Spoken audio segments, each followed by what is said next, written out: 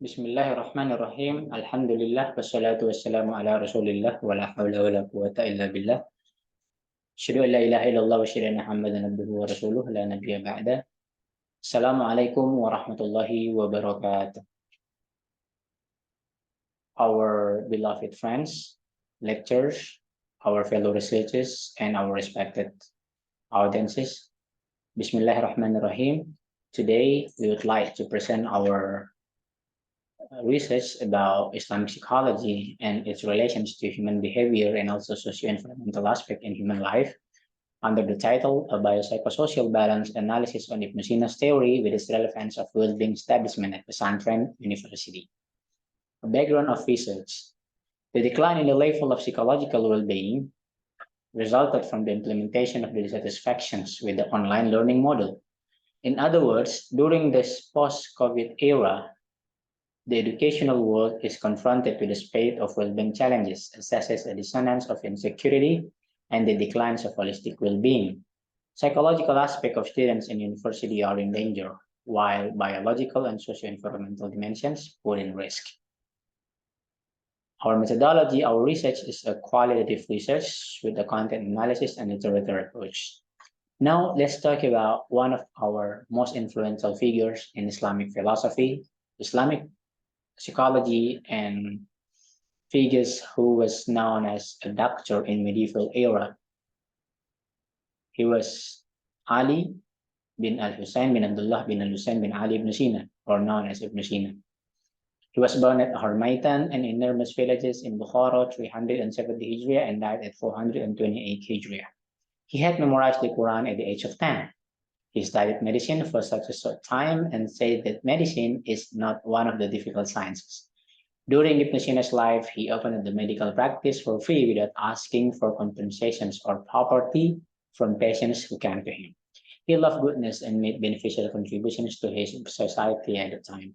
He authored so many books, so many insightful books, and have so many impact to the modern era, such as Al-Qanon fi Tib or Medicines, Canon in Medicines, and also the book Shifa, and also the book Daf al-Madar and al-Kulliyah and al-Abdan al-Insaniyah, and so many more. Risalatul the Treatise of Love, Treatise of Philosophy and the Nature of Man, and Philosophy of Human Being. But in these chapters, I would like to emphasize about my findings in his book Daf al-Madar, al-Kulliyah, and al-Abdan al-Insaniyah. When we talk about psychosocial balance, we talk about three fundamental elements. Or what is the things that constitutes well-being of human mental state?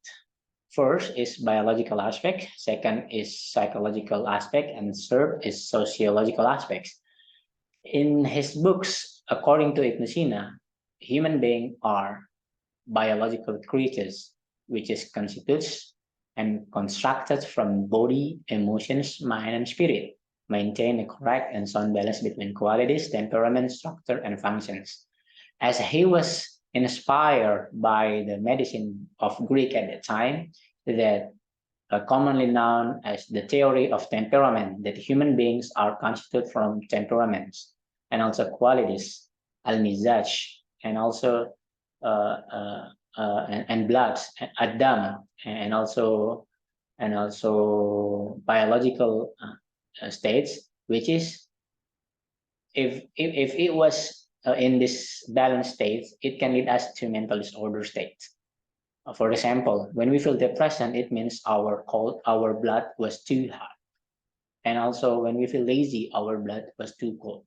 So the balance between all these things, between two kind of biological dimensions in human beings, was important to make us in a well-being state. First, this is a biological balance. Second, psychological balance. When we talk about psychological aspect of human being, we talk about soul. He write what is the type of soul of human being. What is the definition of soul?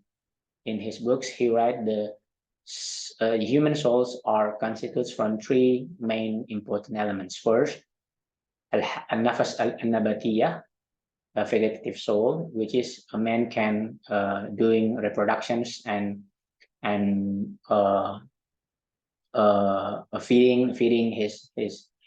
feeding his family, and getting higher and getting older, and from young to old persons. This is vegetative souls. And animal souls and nafas al hayawaniya, which is human has desire, human has emotions, human has cognitive thinkings that not cognitive thinkings, but human has ability that also can be found in animals itself. And also the rational soul or the human soul, nafas anatiko, that our rational aspect of human beings are a leader or an entity that control our daily activity in life in a rational aspect. So what is differ us from men and from animal was our akal, was our mind, was our rational souls. Yeah, we also doing it. We also have reproductions. We also have family, and it can be also be found in animals. But one important thing that cannot be found in animal is how they uh, doing considerations, how they make sentences and talk in rational way. So the psychological balance in the human beings are important too, because this soul and body is a crucial thing. The relationships of the soul to the body is very important. When soul has impact, or when soul has disbalance, it will affect the body, and also on the contrary. The soul experience physical imbalance. When the soul experience a physical imbalance, such as instead of fatigue, illness, under pressure condition, in weak conditions, it will have an impact on the weakness of the human body, as well as the human body is vulnerable to disease. Now, this is more important too, a socio-environmental balance. In his book, The Fulmador an el Kuliah nila al Saniya, Ibn Sina say that there are so many external factors that affect to our well-being states. It can be the air, the place, the hostels, the living conditions, and the nutritional matters is quite affectable. And some of these factors, such as food, drinking, water, sleep, working, work, living away, environment, housing, daily activity, longevity, and gender, are really important to to to maintain our well-being states. When it not in proper conditions, the machine said that we cannot achieve our well-being states. And also on the contrary, if it is in the balanced states, in this balanced state, we cannot achieve our well-being states.